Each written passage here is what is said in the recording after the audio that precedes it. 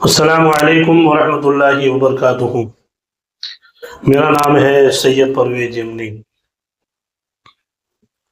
بہت ساری جگہ پر دیکھا گیا ہے کہ جب بڑا جانور لے کر کچھ دوست وغیرہ مل کر کچھ رشتہ دار مل کر بڑا جانور خرید کر جب اس کی قربانی کرتے ہیں تو اس کے حصوں کے اندر اور اس کے پیسوں کے اندر خاص احتیاط رکھیں۔ کچھ لوگوں نے حضور شیخ الاسلام والمسلمین رئیس المحققین حضرت اللہ مدنی میاں سرکار کی بارگاہ میں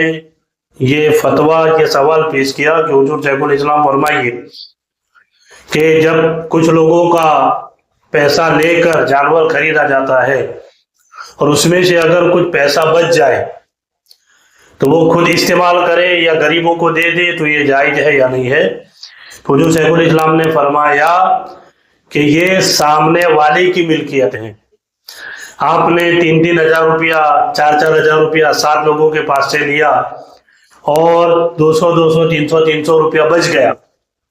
اور اگر آپ نے اس بندے سے اجازت نہیں لی ہے تو آپ اس پیسے کو استعمال نہیں کر سکتے ہیں۔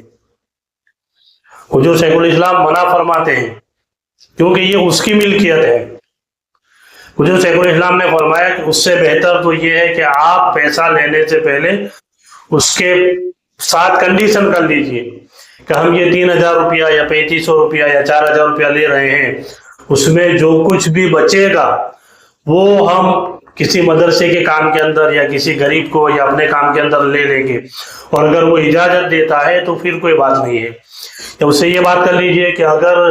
پیسہ کھٹے گا اس کے اندر کم پڑے گا تو ہم آپ سے لیں گے، اور اگر زیادہ ہوگا اور کچھ پیسہ بچ جائے گا تو ہم اپنے مسجد مدرسے یا کسی کام کے اندر لیں گے، اور وہ بندہ ایڈوانس میں اجازت دے دے تو کوئی ٹینشن کی بات نہیں ہے، میرا پیسہ ہے میں آپ کو اجازت دیتا ہوں کہ آپ اس کو استعمال کر سکتے ہیں، تو پھر کوئی ٹینشن کی بات نہیں ہے۔ مگر بہت ساری جگہ پر دیکھا گیا ہے دوست ہے، احباب ہے، رشتہ دار ہے، انہیں اجازت لینے کی کیا ضرورت ہے، تو یہ بندے گنہگار ہوتے ہیں۔ یاد رکھیے، آپ نے 7 لوگوں کے الگ الگ بندوں کے پاس سے پیسہ لیا اور ان کی اجازت نہیں لی، اور اگر کچھ رقم بچ گئی آپ نے اپنے استعمال کے لیے یا کسی غریب کے لیے یا کسی مسجد مدرسے کے لیے وہ پیسہ اگر استعمال کیا، ان 7 میں سے اگر ایک بندے کی بھی اجازت نہیں لی تو آپ گنہگار ہوں گے۔ اس لیے یاد رکھیے کہ اس میں بڑا احتیاط کرنا چاہیے، بڑی ساودھانی برتنی چاہیے، ورنہ ہم قربانی بھی کرتے ہیں، جانور بھی لاتے ہیں، لوگوں کا حصہ بھی جمع کرتے ہیں، مگر اس کے بعد وہ بندہ